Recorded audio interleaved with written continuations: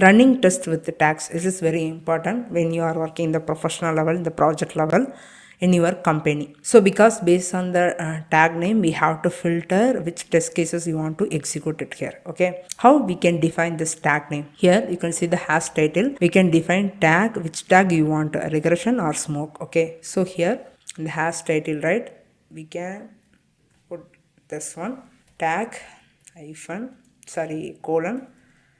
Here I can put smoke,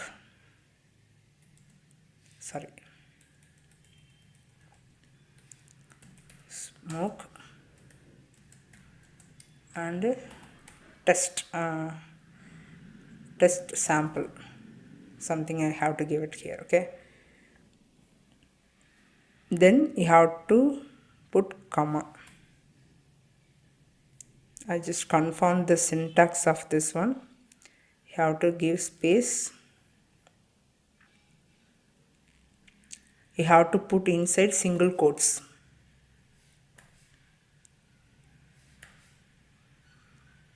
Fine, it is considered as a string. Here you can see under tag colon, you can define this square bracket. Here you can define which tag you want. Now what I will do, I just copy and paste over this link second test. I just copy the whole thing. Here I put comma, right, comma. So now I define this tags in two test cases, which is get started link second test and hash title, correct? So now I'm going to be execute using this tag. How we can do that? npx playwright test hyphen GREP tag name. Here you can define the tag name. Okay, so go back to Visual Studio, Control C, clear CLS. Here npx playwright test hyphen GREP